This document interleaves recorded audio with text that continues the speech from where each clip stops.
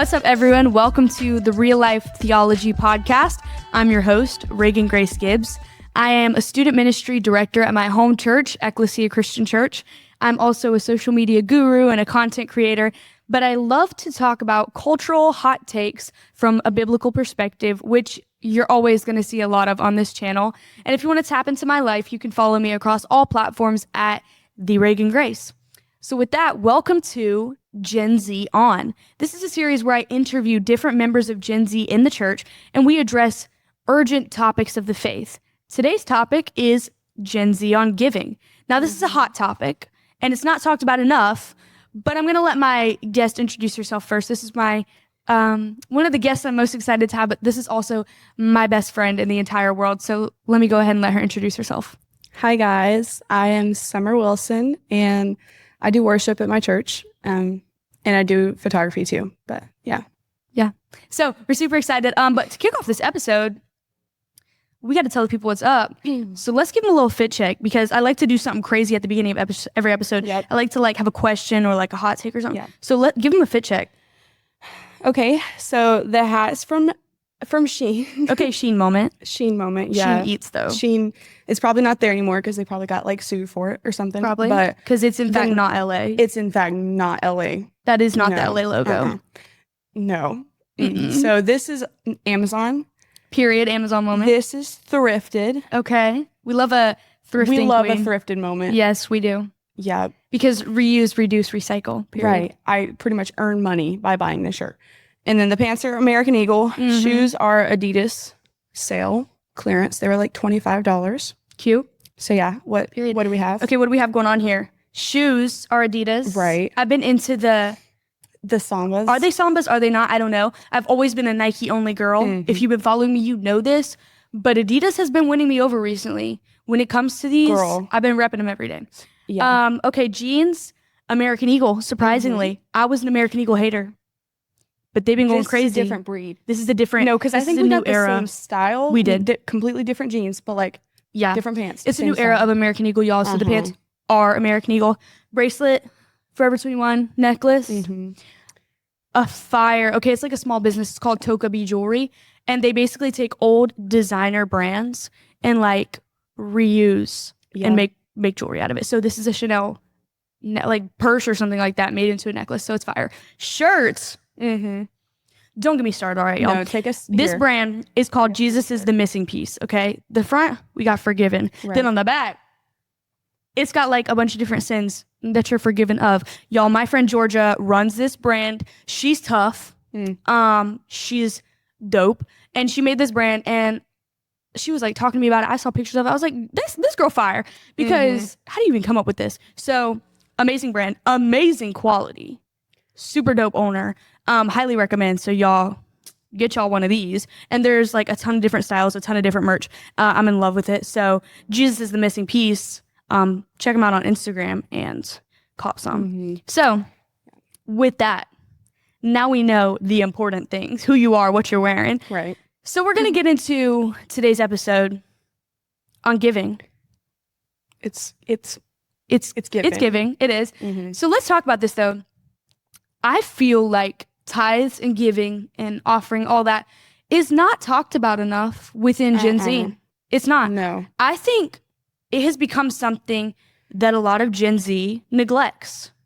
And I find that to be, I think honestly it's because a lot of Gen Z's parents, a lot of millennials, stopped tithing, stopped giving. Yeah. So I do the research. Right. Vanco Payments does this whole statement, this whole research study. I want you to guess what % of churchgoers tithe to the church. 50%. 50%. Lower. 30. No, lower. What? 5%. That's crazy. 5% of churchgoers tithe to the church, to the local body. Crazy. And people say, oh, we still tithe. It's just not the traditional sense. Instead of giving 10%, I give it to charitable donations. I give it to the Salvation Army. Stuff like that. Okay. And they say oh, I hold these causes dear. So I'm still tithing. It's just not to the church.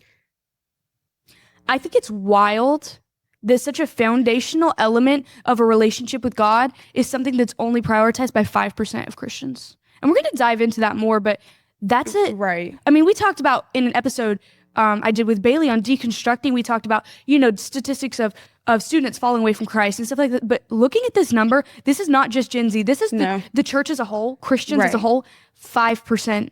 This is the body of Christ. Right. That's out of everybody. There's 5%. Right. And it's honestly probably a smaller number that actually is giving to the church. Right. Like, I couldn't even imagine how many are actually tithing their money. Right. So we're going to talk about that. I found an interesting quote. This is from Winston Churchill. He says, "We make a living by what we get, but we make a life by what we give." And I think that's so true. Yeah, and we're going to talk about why that's important. We're going to talk about a bunch of different aspects of tithing and giving. But something that we were talking about, me and you, in developing this episode, was the idea of like dual income households or being someone that shares their money. I'm a married woman. You're a single woman. I have a husband. What's mine is his. What's his is mine. We share money. Our money is our money. When we tithe, when we get paid, I receive a check and he receives a check. Right. When we tithe, 10% of each of our incomes goes together to tithe for our household. It's not mine and his, it's ours. And what we give 10% of. For you, you're a single woman, but you still tithe. It's not mine. It's still ours because it's not mine and a significant other. It's mine and God's, because you have to give ownership back to who owns it. And let's look at that even further. You may not have a husband, an earthly husband, right? Right.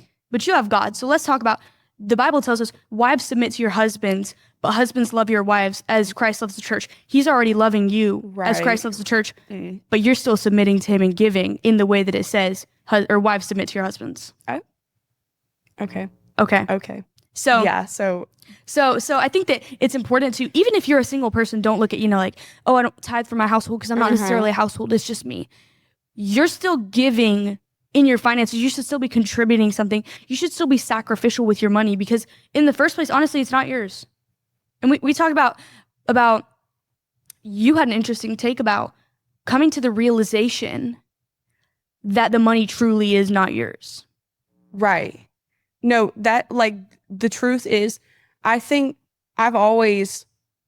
I think my advantage has been that I've grown up in a church and in a family that has talked about tithing and has talked about, you got to give 10% to God. But for me, I came to the realization that it's not me, like, oh God, let me help you. Right. Let me give you some of what I just earned, like my hard work. No.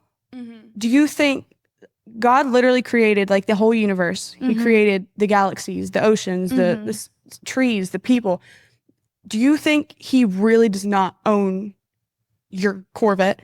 Right. Do you think he doesn't own your money? Like, right. So you have to really get to a point where you realize it's not me blessing God. Right. It's not me gifting my money to God.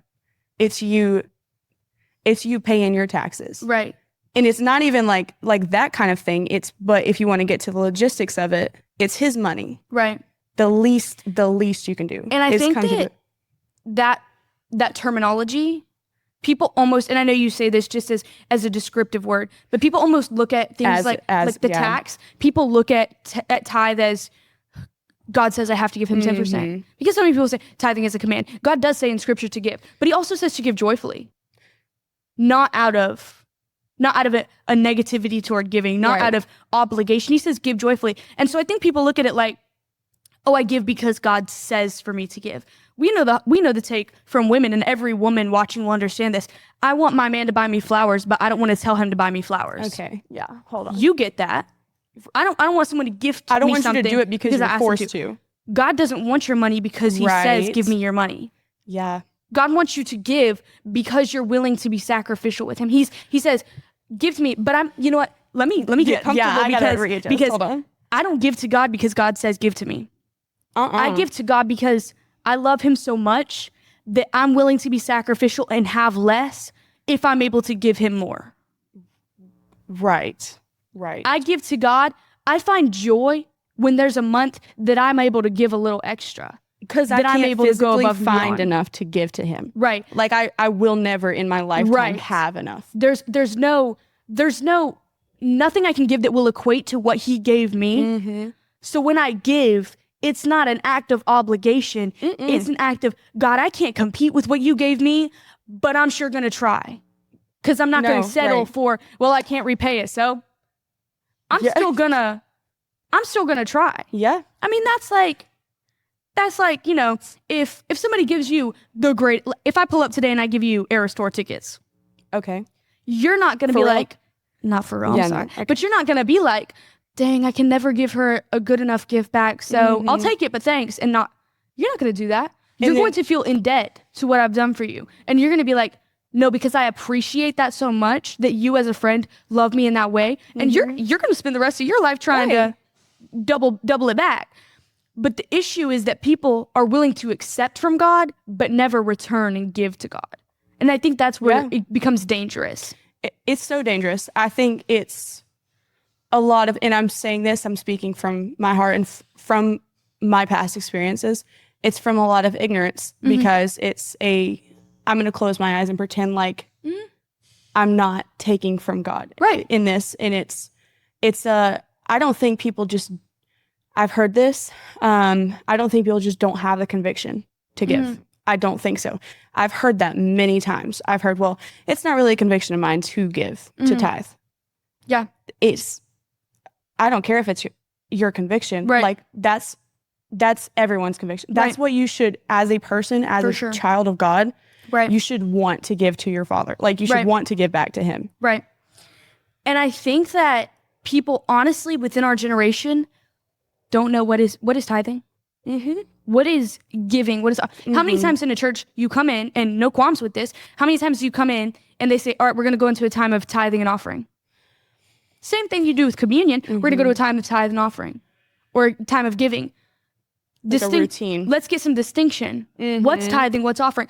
Because I guarantee you, poll our generation, I guarantee you half of Gen Z, if not more, does not know the distinction between tithing and offering. I did not know this actually until very recently. Reagan actually clarified the actual difference between tithing and offering. So let's talk about it. Tithing is what God says, set aside 10% of your income and give it to me. That's your tithe. What 10% of what you make right off the rip, that's God's. Offering is when you go above that, when you go beyond that. Offering is anything I am offering to you above what I already owe you, above what is already yours. Okay? So tithing is what consistently, every time a check hits my account, should be being withdrawn. Giving is whenever I say, you know what, I got a little bit extra and I'm giving it to you to advance your kingdom. It's yours. So that's the distinction. So I think giving, sort of like qualifies as both as one. But tithing and offering truly are separate. And I think that here's the common practice that we find. People either tithe or they give offering. Right. How often do you find someone that genuinely does both? Because me, I have my budget set aside in such a way that the morning I get paid on a Thursday night, Friday morning, that money's going to be in my account. Every Friday morning, I open my bank account, and the first thing I do from mine and my husband's account is withdraw 10% of both of our income. And immediately it's going to God because that's what's asked of me. But when it rolls around, when your church does something like a giving campaign, or your church does, it has a special offering, or it's a holiday. And I'm like, you know what? It's the holiday season. I got to go buy gifts for people, but you know what? Let me give something to God first. Or my church is in a season of need right now, and I got money I can give. I'm going to give it. That's my offering. I am offering up something that I have but don't need, and I'm willing to be sacrificial with it. Because that money's not there for no reason. Right. Like, we get blessed in our lives, but like, what do you have it there? Like, if you're just like, you know what, like I got a little extra. Why do you have a little extra? Right. Like you got to think about, and there's something you could be doing with that. I think a lot of people misplace the intention behind tithing and offering. And let me say this, we know biblically, we know through experience, you will be blessed when you are obedient to God with your money. We know that. But I think when you give with the intention of, all right, where's the blessing? And you become expectant of you become blessing? Expectant. Let me say, when you're so focused on what you're going to do with today's blessing, you start to harvest tomorrow's curse. Yeah. You do. You know that. And let me, like, from experience, I Right. grew up as a pastor's kid. Right.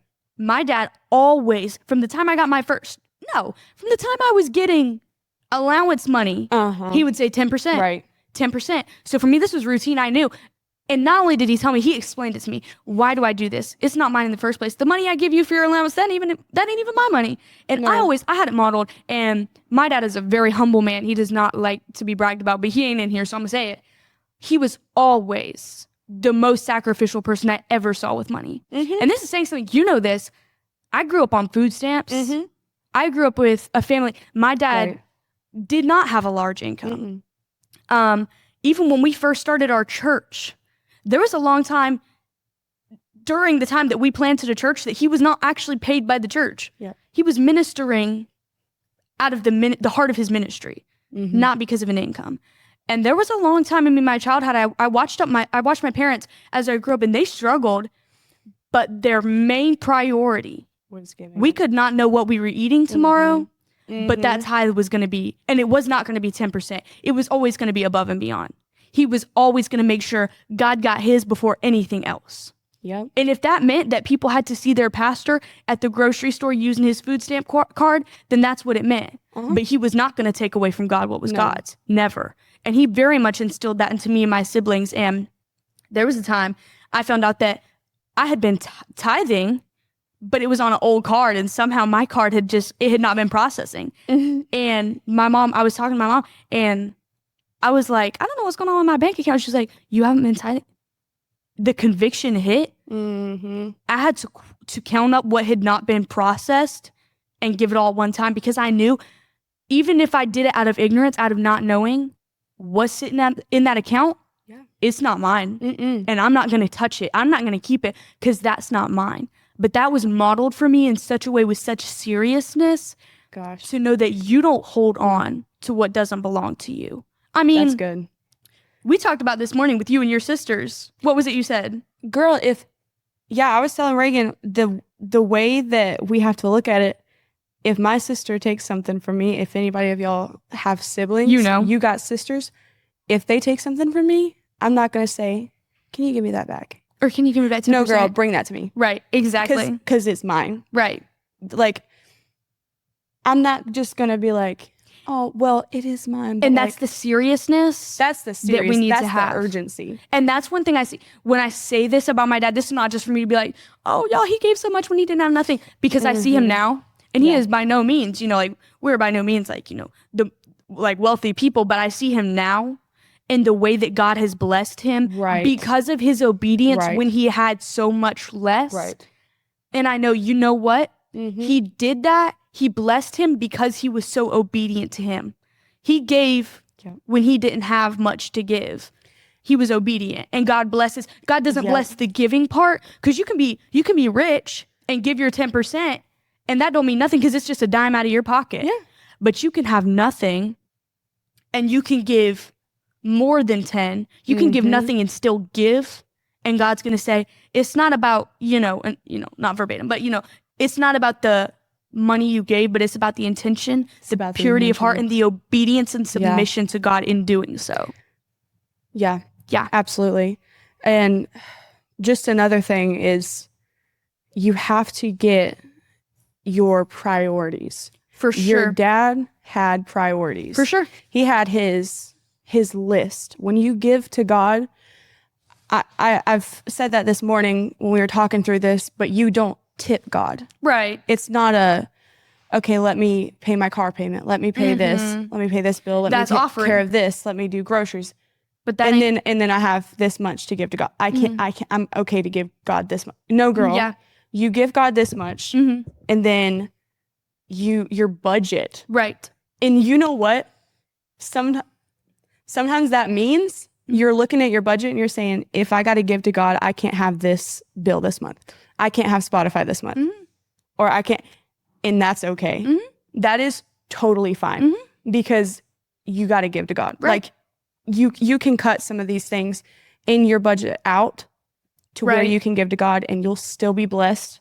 You'll still be favored. You'll still have all you need to be taken care of. Right. And that's what I think people don't look at with tithing is truly when you budget for your money. If you're not a budgeter, I have a strict budget every month, but that's because my husband is a finance guy. Like, we don't get no more Starbucks. You know, if it ain't in the budget, we got a Starbucks here, but that's because I gotta, work things out with him, Pod. But he's a very like budgeting guy, like keep it straight, keep it strict. And with him, we both had this, we just, before we even got married, we had an agreement. If tithe doesn't come first, the money's not like, you're not touching the money till the tithe has been done. Right. And it's Manny and I dated for a long time before we got married. And Manny didn't tithe the entire time we were together because he didn't understand the importance of tithing. So there was honestly a day I was like, do you tithe? And he was like, let's get this out. And I was like, at this point, like we weren't even like discussing marriage yet, but I was like, you don't tithe? Why not? And so then, like we used to hang out with my dad all the time. Like we would just like going out with my dad, him and my dad, we hanging out. And so my dad, he's a pastor. So one day I'm like, boy, I'm gonna set you up. I'm like, so Dad, what's so important about tithe? We had this conversation together. And after being informed on the importance of tithing, my now husband left with such a conviction over what he was not sacrificing to God. That boy has tithed on every dime and dollar ever since. And he don't let it slide. No. He's very, and now it might be that we combine our money and I submit it 1 month, he submits it 1 month. But anything that he touches, he gonna put that tithe in on because now he knows that's not mine and I'm not withholding a thing from God. And so I think that even if you were not previously informed on tithe, it's sort of something that, like you said before, some people turn a blind eye to. They'll be like, oh, well, I don't know. I was never taught about tithing. So, on to the next. You want to talk about gossip. You want to talk about worship. You want to talk about anything. Yeah. But what about tithe? Because withholding. We don't want to talk about that. Right. Withholding your monetary investments from God, I would go so far as to say is just as bad as tithe or as gossip, as jealousy. Right. So I think that's a unwillingness to submit to God, an unwillingness. That's a spirit of rebellion. And when you have a spirit of rebellion, don't talk about nobody else's sin because you have and you're not giving when you've been told to give. And you know what? I don't believe God hates money.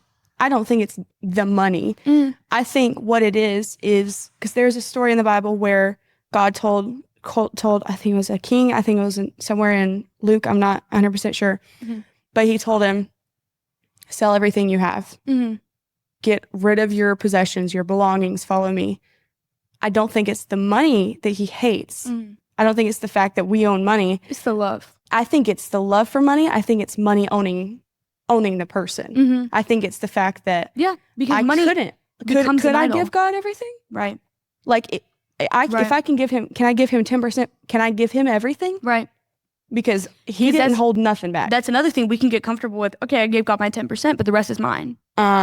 If you can't be willing to be tested and say, you know what, 15%, you know what, 20%. Because if something like we are so, I think we're filled with so much joy to give to God. But there was also a time in my life where it was an obligation. If there's something that's getting you to give to God, there's something stopping you from giving to God too. You got to check your heart and you got to see what you have, what seed has been planted in your heart that is making you hold on to this thing from God so much, because you're holding it from him, right? And you want God to see your whole heart, your whole life. You're holding this from him, right? I'm not trying to go off on this too much, but I overheard a conversation one time about people talking about how they were looking for a church, and this one girl said that she found her church home, and the way she knew she found it was they didn't talk about tithes and offering. And it was kind of one of those like, did I hear that right? Like, are you serious? She said that they don't talk about it. You can do whatever with your money, but they don't even bring it up. And I've never heard. If a church affirms you in your sin, if your leadership turns a blind eye to your sin, to your rebellion to God, that's not where you need to be at. That's not where you need to be. And you know what? Stuff. It really is. And you know what? I think it's sad that we have such a commitment to our monetary possessions that we are willing to go out of our way to seek comfort because we don't want to be called to accountability. Right. And that's what's sad. It's very sad. It's very unfortunate. And you know what? I think, we've been friends our whole lives. We're cousins.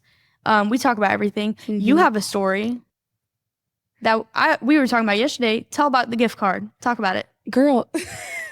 Listen, hold on. This one thing, this is a little spirit of wisdom I need to share with y'all that I heard this week.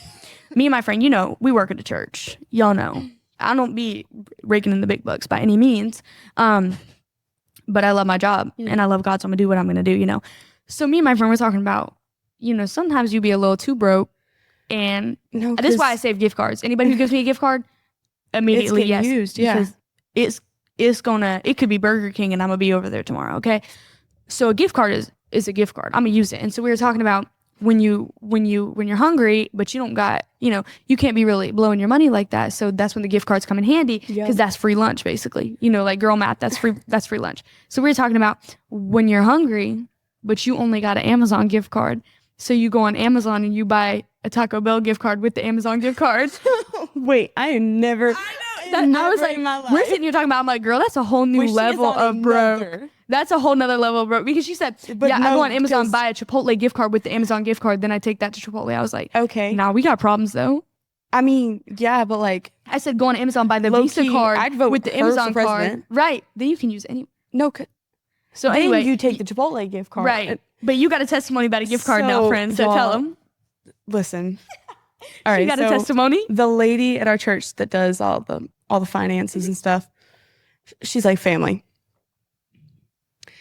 So I went through a period. Well, I can't say I went through a period. This was 2 months ago. All right. Okay. All right. So my tithing is on a weekly withdrawal.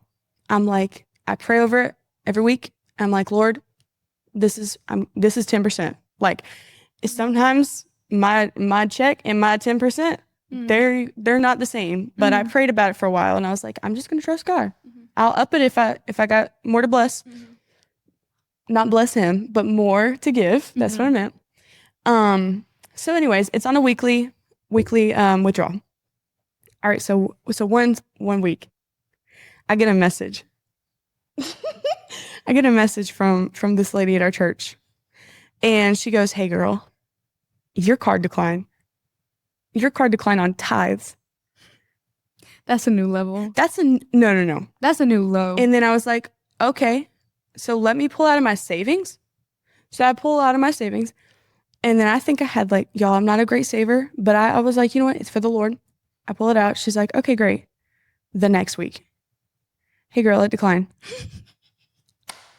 No, girl, because I pull out the vanilla gift card that I'm pretty sure the vanilla Visa that I'm pretty sure I got like. That's that like 8th grade graduation gift you've been saving like, for a hard time. The only thing I bought on this card was a slime. Nice slime. I'm sitting there like, hang on, I'm gonna add a new card. Boop, boop, boop. I got just enough for this 10%. And she's like, okay, perfect. I got to delete that card because that's all that's on that card now. Put my other card on. But the point of the story, when it comes to giving, it's given, I'm going to tithe. It's given, I'm going to find something. She said if I got to tithe on a gift card, I'm going to tithe on a gift card. Because if we can find money to pay for Starbucks and Taco Bell. We can. No, girl, I can find something. You can. You can. And that's why you got to budget tithe the first. Bare minimum. Because if not, you'll be like, oh, I got a little left over. Yeah. No, girl. You always say, if you wanted to. If you wanted to, you would. And that's the thing, though. Girl. That's the thing, because people will be like, at the end of their paycheck period, be like, oh, I don't got money to tithe. But didn't you go see Inside Out 2 last night? Oh, not you. Absolutely coming for us. Okay. But weren't you at the Mexican Grill last night? With your friends? Because I know if 2 + 2 is 4, the movies plus dinner, it was more than 10%. Girl, didn't you pay for your Facetune this week? Okay. See, everybody. No, because didn't we find something? Hold up. But didn't you get that Instagram subscription though? You wanted that check real bad. That check mark? You wanted that check mark real bad. That $11.99. I know it could have. I know that $11.99 could have gone to tithes. You just did rent Little Women last night. You did. We did though. We did rent so Little Women. You found something. So that's the thing. You'll be like, I don't got nothing. But I'm like, wait. But let's take a look at the last pay period. Where's the money been going that it could have been going to God? You know. And that's the thing is that's why you have to prioritize it so highly. Get rid of Ultimate Guitar. You're not gonna learn. All right. That's me and Duolingo. No. I've been learning Spanish for the past 6 years. Hola. Priorities, though. Priorities. That's what we're trying to say. That's the thing, yeah. And that's why I have to prioritize it first. And really, you genuinely have to build your budget around your tithes. And first fruits, it's got to be first. Yeah. It's got to be first. And so that's why it's important. And another interesting facet of this I like to talk about, we'll be going crazy on this one, because any Gen Z person that's listening, I'm about to speak truth to you right now, and you might get mad. Don't scroll off, stay on. Okay. Because I'm saying this to you because you need to hear it. Especially if I make you mad. Stay on because you need to hear it. People want to talk about relationship versus religion. Oh. People want to say, I don't tithe because I don't support organized religion. All right, so you're gonna, I have a relationship with Jesus, but not a religion. People want to say, oh, tithing is only part of organized religion. Tithing is part of it's a construct of religion, but it's not about my relationship. Right. The problem is not that tithing is a facet of Christianity and you choose not to identify with organized religion. The problem is that God himself, or Jesus, spoke truth to something and says, this is a necessity of your faith, and you don't want to be uncomfortable. God's saying, this is what you need to do, and you want to say, no, it's about relationship, not religion. But in this relationship, you're not even willing to contribute to the point of uncomfortability. You want to stay comfortable. That's like me saying, oh, yeah, you know what? I want to hang out with you really bad, but I do have a husband. I probably should go home and, see my husband, but now I'm going to stay with you. No, girl, because you married him. Exactly. So you want to talk about, it's about relationship. It's not I gotta. But you're not contributing to that relationship. That's the point where it's like, you don't want to be part of an organized body. You don't want to be part of the body, which, by the way, is also God's command. Which also, that construct is also a qualification of a relationship with Jesus, is to fellowship with other believers. So fight me in the comments on that one. But well, even, you know what? It is a command. But putting that aside, like a lot of people want to, would you even give to him if you had nobody holding you accountable, which, in my opinion, to the people that don't like churches, and not don't like churches, but don't like the organizations, I think it's easier because you have people around you that you're hearing testimonies, and you're having these people walking alongside of you giving as well. And you have the spirit of giving to God, and it makes you stronger in that part of your life. Yeah. What were you And doing? I think that's just, you gotta be willing to be uncomfortable. And being part of a church is so valuable in helping you be uncomfortable. Because you know what, let's talk about this. Thursday nights. Thursday night at our church, girl, that's the most hyped time of the week. Yeah. Thursday night now, in my role, I'm in student ministry, still hype. I be getting pied in the face. I get my face painted every single week. We be having gaga ball competition. It's too hype. My favorite time of the week. But we have a young adults group every Thursday night. Before I was in student ministry, I attended this. And it was so refreshing to converse with other young adults about real, authentic topics. And understand people have the same viewpoint as me. And something with our young adults, we talked about tithing every week. And it became such a monumental conversation point that every week somebody would come in and be like, hey, I got a tithe testimony from this week. And it's not, I'm going to hold on. When people hear that too, they're trying to hear something big to motivate them. Most of the time, it's not going to be this huge, I got $8,000 in the check. Most of the time, it's going to be God got me through this week. Right. And those tithe testimonies might look like, I was able to up my giving by $5 this week. Because we're young adults. Half of us are in college. It's not going to be, And you know what? That, for me, was so transformative to see. There were times I questioned, do other people my age give? Do I just give because I grew up giving? Right. I grew up with parents that taught me to give. But in these conversations, it empowered me to want to come in with a tithe testimony. To want to converse with. And I am excited about giving. I find joy in giving. I think that's the danger in letting it feel like an obligation. When I can give more to God, there's a moment of, when I'm giving and I say I can add a little something this week, there's a intimate moment between me and God of, you really did that for me, so I'm going to give more to you. That's beautiful. You were committed to me, So I'm going to commit more to you. Even if I'm uncomfortable this week, even if it means I don't go to Starbucks, even if it means that, I got to cook at home on Sunday instead of going out with friends after church. You did it for me, so I'm going to do more for you. Mm-hmm. And that's not a moment of, man, God, you're not giving me enough. You're not providing enough. That's a moment of, I'm thankful for you because look what you just did for me.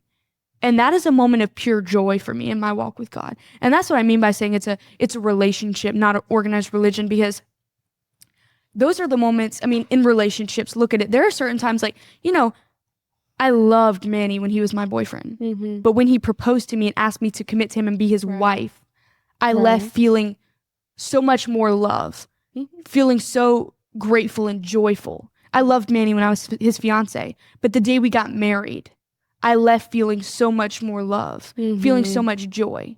I love God. But when I have an intimate moment like that with God, I don't have to go tell everybody about my giving stories with him. No. When there's a moment between me and God where I can do more, give more, and he blesses me in return, I leave joyful. I leave feeling love. Right. And that continues over consistently in my relationship with him. Yeah. And I thank God for that. And I think everyone should be able to have those sort of interactions with God, have that sort of intimacy with him. That it doesn't even have to go to everyone. It's I find another form of communion through giving. Right. And I think it's like a Thanksgiving. It's Thanksgiving. It's literally having those, like any married couple, any dating couple, you need to spend time with them. You have to get together. You have to go on date nights. You have to be in love with your person. Right. And you have to be in love with Jesus always. You have to always want to do for them and do for God, Right. You want to make him happy, but you also want to do the things that you don't have to do. Right. And I think that's a reminder, like you said, of communion, of this is what he gave. Yeah. And literally, I cannot compete with that. No. But I'm still going to give. So for me, tithing over the last few years has looked different. Yeah. And I've told you about this. I've even told our Thursday night small group about this. There was a time for me, tithing has always been, just something I did. I'm very big on traveling. I love to travel. It's always been something I love to do, specifically for missions and stuff like that. When I first enrolled in college, I was taking classes on missions because that was something I thought I wanted to pursue before I got into student ministry. But I still love to do missions. I still go on mission trips and stuff like that. It's something I still love to do. And just in general, to see parts of the world, even if it's not a mission trip, I just love to travel. There was a time I was supposed to go on a trip. I think it was to Africa. I had not bought my ticket. And it was that weekend. It was due. Okay. I was supposed to buy my ticket. No, for real, because it was literally I'd done everything. I was and it was girl, if you don't buy your ticket, you ain't going. Yeah. That's one thing about me. I'm going to procrastinate. Go on Ticketmaster. Y'all got some last minute Africa tickets? So I'm here. I ain't bought my ticket. Because it had been a season of. Yeah. It was not a season of financial prosperity. No. It wasn't. It's a season of vanilla gift cards. It was. Yeah. And it got to this place that, I had just enough for my tickets. I had not tithed. And I was like, God, I'm going to do work for you. I'm going to travel to talk about you, to reach people for you. I was trying to justify my lack of obedience by doing something else, by doing another good deed. Man. And so I was saying, God, I have to buy this ticket. It's for you. It's for you. I have to go buy this ticket so that I can do this other thing, but I'm not going to be able to give to you. Right. I tried to justify, right? I tried to justify my God deed with a good deed. And I had to realize that had me choke. I had to come to the conclusion that doing a good deed does not mean I'm doing God's deed. Because God's deed is for me to give to him. But my good deed was to go to Africa and go on a mission trip. And I felt such a heavy conviction in my heart. And I try not to get emotional on podcasts and stuff, but this was such a transformative moment in my giving life. It was. I was I can't withhold. Yeah. I didn't think I was going. I gave my tithe. I was like, I'm not going. And this was, it was a dream my entire life. From a young girl, I read stories of people like Amy Carmichael. And it was my dream to go to Africa and to go to Kenya and to be able to witness to people, to be able to see their culture and what it looked like to be a Christian there. This had been a lifelong dream of mine. And I was like, I'm not going to do it. I'm going to give my tithe because that is what is important. That's what has to be done. And like the day before the deadline, this is the kind of God timing I'm talking about. Someone decided to bless me with the amount that I needed. I had not promoted this. I had not been talking about this. I had not been like asking for the money. And somebody was like, hey, I know you're going on a mission trip.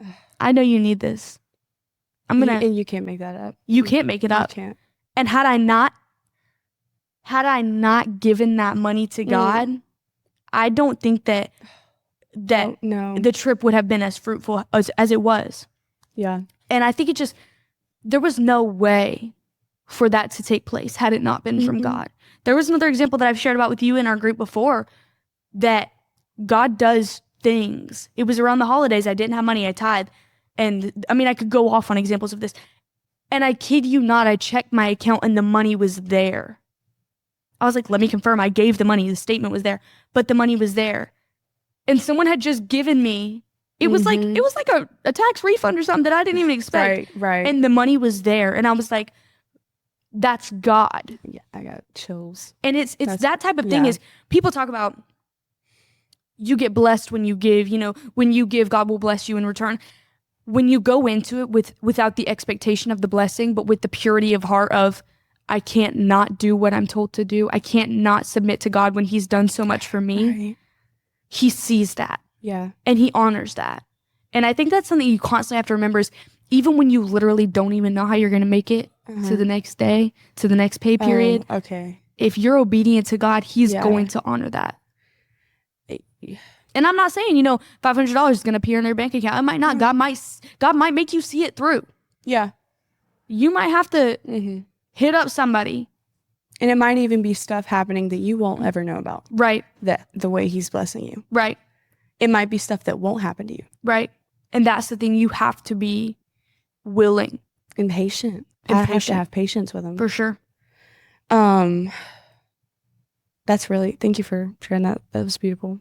It's really sweet. You get me emotional. Okay. That was really sweet. But, not to go back to the movie we watched, but like Inside Out 2. Y'all need to see Inside Out 2. This girl was crying. I was crying, but it was a sad movie. It but was. The main character was the little girl. She looked crazy. I personally wasn't a fan of the hairstyle. But the red stripe. No, girl, I'm talking about anxiety. You was about to absolutely roast Riley talking about for no reason. You said, okay, so yeah, she had like a new emotion, anxiety. I was like, wait, didn't y'all had like familiar characters of it? But like you were saying, God's gonna take care of you. Like, and it's a part of your faith, and it's a part of your testimony that you've got to walk through, and that's shaky. Like that's like shaky grounds. That's nerve-wracking, and it's uncomfortable. It is. You keep saying that, and that's just the word that I think just fits this is I can't express to you how uncomfortable it is. But it's so important to walk through those uncomfortable periods because the fruit, like the harvest, what you get to actually walk through after is so beautiful. Yeah. And it's more than a testimony could even do. Yeah. Because that's your relationship with God, and that's not a testimony, that's memories. Yeah. I think going back to almost like, or if he wanted to, he would type statement. Yeah. I think that it honestly circles back to, like you said, that willingness, that uncomfortability to being able to do when it doesn't meet your expectation. Like we talked about, like, I had the expectation of being able to justify it with something else, and ultimately I knew that I couldn't. But I think that we sort of go into doing things for God, even outside of giving, doing things with an expectation of what we will get in return. And you have to be cautious to not let your expectations be the determining factor of your obedience. And so, like, you know, we talked about this morning, you know, we've covered relationships on this podcast. We talked about people saying, like, God, if you give me a man, a good godly man, I'll do this for you. God, if you give me a good godly woman, I'll do this for you. God, if you'll bless me with whatever, I'll do this for you. And we talked about people disobeying God in certain ways, but then expecting to be rewarded for it, stuff like that. And I've seen people say stuff before. And we were talking about, you know, people praying these things, but not being willing to submit to God and saying, we've done this before. You know, there have been times, but when I was a single young Christian woman, I was like, God, if you'll just send me one good godly man, like, I'll tithe more. Girl, I'll stop. I'm God. Right. I'm like, he's literally like, he's like, girl, I can do what I want to do. Yeah. It ain't your time. Like, if you would do this for me, I would. And I think that's the thing is, like, we try to just almost like justify our actions, or we try to bribe God. Why do we do that? We look so silly. Really? We'll literally be like, so true, though. We do. We'll be like, come here. And he's like, fool, put that hand down. Like, but we'll literally be like, if you do this, like, we're trying to swap, like, trade with God. And taking away his his power. No tithe this month. He's like, fool, I don't care. It's mine. No food this month. Ain't my problem. I'm God. Like, you know, and I think that's like, God's gonna do it. And that's I think always. People almost try to like play chess with God, like almost like they get to determine what he gives them by whether or not they tithe. And tithe cannot be that. It cannot be for you like baby, it's not your life. Because that's the thing. I think people see their monetary investment as like your $150 a week ain't gonna make God What's he gonna do with it? You're building up there. Like, what you think you're like? He's like, contributing to New Heaven Sanctuary. Need $100 real quick. And he's like, okay, period. Jet ski. No, girl. What you think God needs your money to further the kingdom? And that's what we were talking about. People like, how do you think God is gonna give you a man in return for when he's not even the main man in your life? Why is God gonna give you something to prioritize over him when you already don't make him a priority? Sorry, I forgot you're single. No, I mean, you're literally speaking absolute facts, though. But that's the thing. Why would he give to you more when you're not willing to have less for him for a short period of time? And that's the thing. People really like, that's why we're as humans, we're so dumb. No, really. And we're always like tripping. People, we're literally like, God, I'll give you this if you give me this. And he's like, because you know what I'm thinking of? What? You know, I keep going back to when, like, you have siblings and you're younger. It's like that. I got something of hers. She's got something of mine. Okay, on 3, we'll give it to each other. Oh my gosh. No, girl, because I'm going to take both of them. No. I'm going to literally grab yours and mine. And you know what? This ain't and even we're going to do like, that's what, this ain't even on the topic, but I feel like God be laughing at us sometimes. No, for real. Because, Lord, we do such embarrassing things like that. Like, he's too good to us because he is. If I heard some of my prayers, I'd be like, okay, this Friday is coming out Summer's single prayer. All right, y'all gonna hear this diss track? And I'd be so blunt if it was me. And I know it's not, but literally, like, if people were approaching me with that, like, sorry, no. If you give me and I'd be like, block. I would literally I'd be like, you're gonna be single forever. You had a spouse, but I actually did just match them up with someone else because of your foolishness. Yeah, girl. Just because I'm annoyed. Like, he's too good. I would be fed up. He is too good. He is too good because I would be fed up. I would literally be like, these people, like, stop wrap it up, bring another flood because I'm done. And you know what? No, he can do it if he wants to because that's him. I'd be like, I'm done. Yeah. He's too good. What can we say? So I got another one. Buckle up. Okay. Because I heard about this one this week.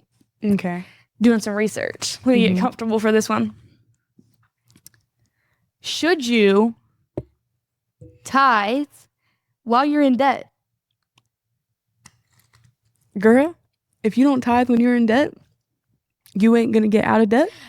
Please. Because okay, I've seen this justification for people to say it's not financially responsible to tithe when you're in debt. It was not financially responsible to get in debt. Boy. Do you think God put you in debt? You're about to say that too. I mean, like, what? What We think all right. oh, he made me go to college. I'm sorry. Like, and I'm not saying going to college is bad. Yeah, right. I'm just saying there are decisions that like we made. Throwing out the baby with the bathwater. And not saying, I mean, I pray for you. I'm praying for your debt. Pray you get out of debt. Right. That's not what I'm saying. I'm saying you can't.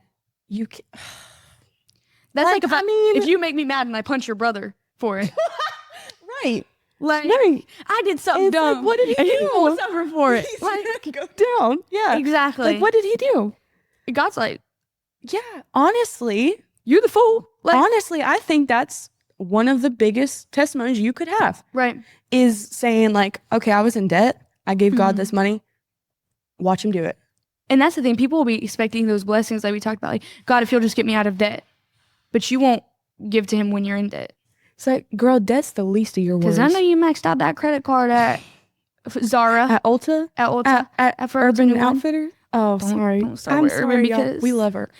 I just had on Urban for the last 2 episodes and had to change. We keep the blue bags. That's my tote bag, y'all. Don't play with it. It's where I keep my books. But that's the thing. God didn't do it. God didn't put you in that spot. So why is he suffering for it? Why are you withholding from him what you don't even? Yeah. That's like if I go home at the end of the day and my husband's like, oh, let's go out on a date night. I'm like, I've been hanging out with the girls today. I'm too tired. Yeah. That ain't his fault. No. He wasn't there. Exactly. That's the thing. I think you have to be cautious in what you allow to determine. And so, yes, we actually did get that question. Girl, yes, if you were in debt, you still need to tithe. Because I know you're going to scrounge up that 10% for something else, somewhere else. So and it's going to be hard, but I mean, it's going to be hard even if you don't give to God. Mm-hmm. You know? For sure. It's just going to be harder. Right. So I think that you made a good point earlier. You were talking about tithing. You said we don't need to say we're giving our tithe and offering. We're bringing it. Bring it. So expand on that. When I was talking about like, if you got a sister that's taking something from you, you're not going to say, can you give it to me? You're going to bring it to me. Mm-hmm.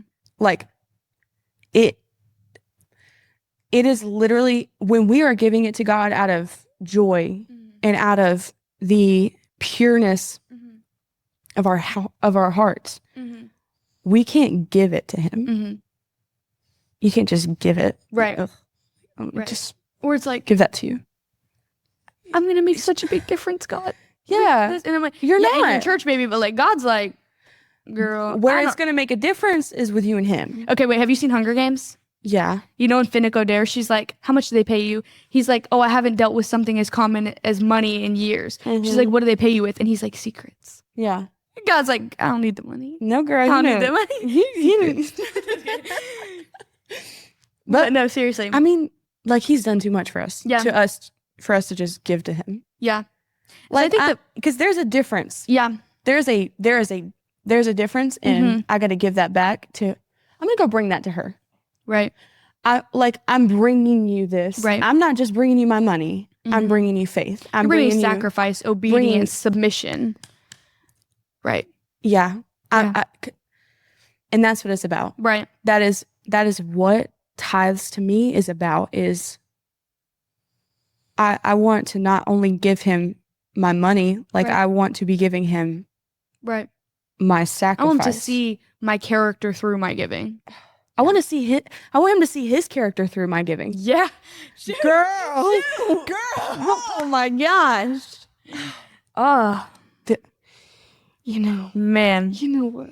So anyway, I think that just carries into, and you know, we're maxing our time. We'll have to wrap it up soon. But talking about our generation specifically. Yeah. If you're a part of Gen Z and it has not been instilled to you or communicated to you the importance of giving, I think that you should genuinely look into scripture for yourself. Yeah. Talk to someone. Take everything that we're saying. You know, we're not God. Mm-hmm. We're just vessels trying to reiterate the importance of certain things, specifically as we see the need for them through our generation. But I do think that knowing that tithing and giving is important and choosing to neglect it is a dangerous way to go about life. And I think that every member of Gen Z, it is. I think that every member of Gen Z should circle back to giving, or should, if they have not already, should make giving a priority. And I think that this is difficult because we almost don't like to hear people talk about giving, but I think that a lot of times it's because of a conviction in our hearts. And you said this earlier, we realize how much we have to give. We do. And I think that it really, like, even when you hear like the giving meditation in a church setting, when they talk about, you know, testimonies of people who have given, lives that have been changed, or examples, and you sit there and you're like, and then there's me. Contributing nothing. Yeah. Contributing nothing to the church. Contributing nothing to, you know? Yeah. And I think that's where people lack a lot of insight in it. They say like, oh, I'm not really giving it to God. I'm giving it to the church. Yeah. What do you think the church is doing? Yeah. Literally the work of God on earth. And if you don't trust your church, either serve in it or find a church that you believe in. Right. Because it's not the church that is the, like, I serve in my church. I know where my money goes. I watch where my money goes. Right. I watch. So that's why I think there's more of a... Right. I literally watch lives change because of what I'm able to invest in it. And that's for me. I hate to say this, there is no charity that could outweigh what I see my church doing with my money that could make me want to not give to my church. Yeah. Because I see what impact it has and I'm proud of it. If you see me share my church's post on Facebook, just know it's because I'm sitting there behind the screen like, look what we just did. Yeah. Us and God. Right. Because he blessed our fruit. Right. He blessed what we did. And so I think that's where you have to take that conviction and deal with it the correct way, which is not to become negligent and look at giving in a negative light, but to choose to sacrifice and be obedient in what God is asking of you. And I think that truly, when you choose to obey God in that way, you will see a huge change in your relationship with him altogether. Yeah. You have to. And if you don't, I can't see, I'm blind. If you can't see, you choose not to see. Yeah, you're closing your eyes. You're closing them eyes because... Okay, I see you how you don't be looking at the red flags of some of these guys and you don't want to look at giving? Right. Right. So that's the thing. And I think, you know, we joke a lot, we laugh a lot, we mess around, but truly giving is a foundational part of a relationship with God. Yeah, and you know what too? I this is my last like piece that I want to make sure we hit on before. I pulled up the receipts. I pulled up a little scripture. In Exodus 16. I know where you're about to go to. Girl. I know where you're about to go. Y'all listen. Don't swipe off. Hold on. I know. I'm ready. I know. Buckled up. In Exodus 16, this is where I was kind of hitting on the inside out character. Giving to God, your life is you're filled with so much freedom. You're filled with so much peace. You know, as a person who struggles with anxiety, like giving to him. Hold on. So, all right, in Exodus, it talks about the children of Israel, and where I'm not even going to go too crazy right now because we obviously do have to wrap up, but like when God was providing them manna every day,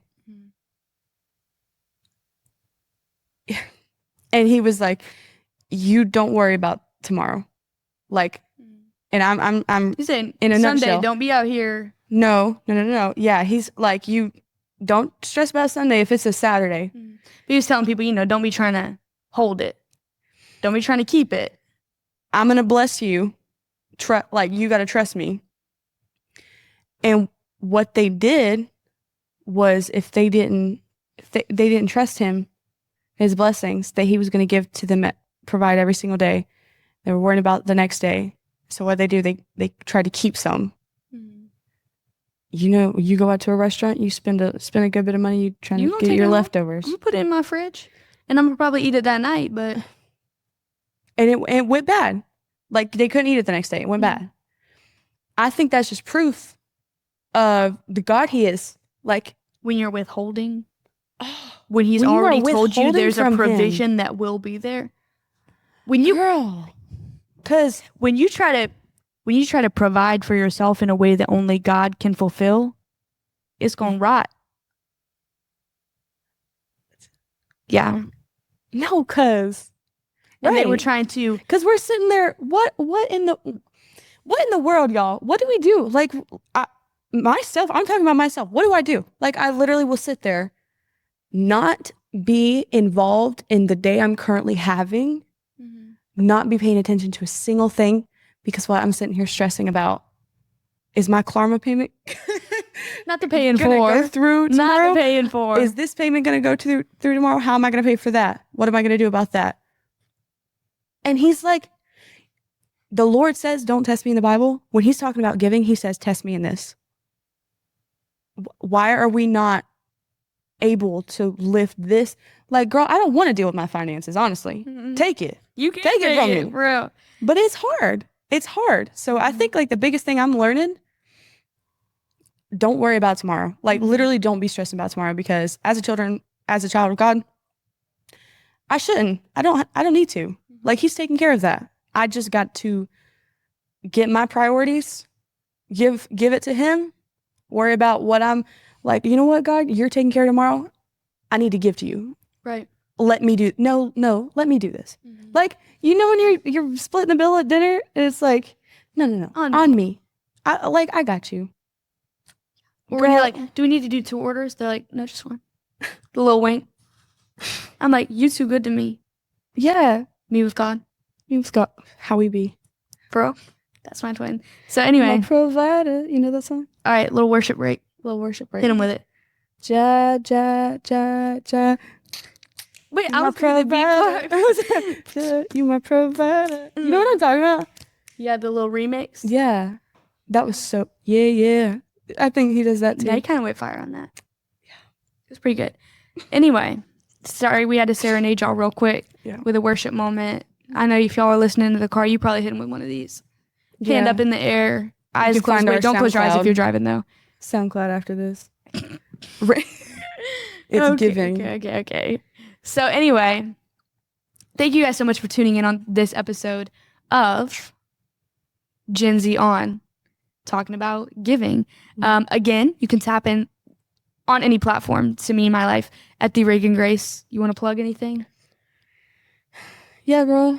I'm trying to think of my Instagram. You're Summer Wilson. My name is Summer Wilson. Just, I don't know. You can like look at who I'm following after you follow me.